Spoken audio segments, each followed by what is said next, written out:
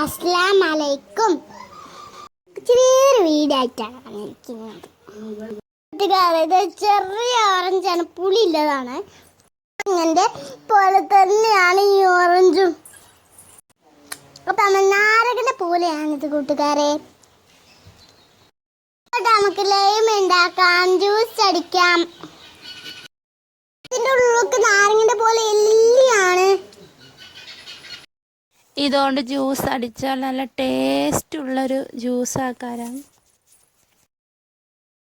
ഇതുപോലത്തെ ഓറഞ്ച് നിങ്ങൾ കണ്ടിട്ടുണ്ടെങ്കിൽ ഞങ്ങളെ കമന്റ് ബോക്സിൽ നിങ്ങൾ ഇടണം.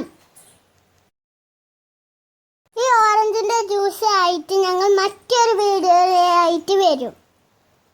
നമ്മുടെ മരച്ചയ്ക്ക് പരിചയപ്പെടുത്തി തരാവുന്ന മറ്റൊരു പേരുമുണ്ട്. മരച്ചക്കക്ക് മൂട്ടിപ്പഴം.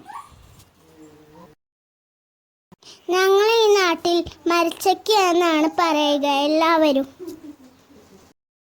മരച്ചക്കൻ്റെ വീഡിയോ നമ്മളെ ഇഷക്കുട്ടി പറഞ്ഞിരുന്നു കഴിഞ്ഞൊരു വീഡിയോയിൽ.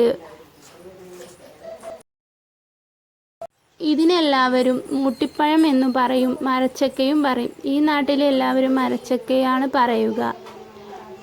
അപ്പോൾ നമുക്ക് ഇതിൻ്റെ ഉള്ളിൽ എങ്ങനെയാണെന്ന് നമുക്ക് നോക്കാം. ഇതാ ഈ ഉള്ളിലത്തെ ഈ കുരു മാത്രമുള്ളൂ നമ്മൾ കഴിക്കുക. നല്ല ടേസ്റ്റ് ഏറിയൊരു പഴമാണിത്.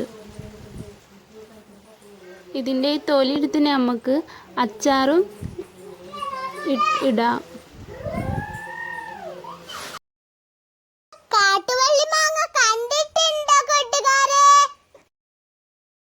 അത് ഇനി കാണിച്ചു തരാം എന്താണ് കാട്ടുവള്ളി മാങ്ങ എന്ന്.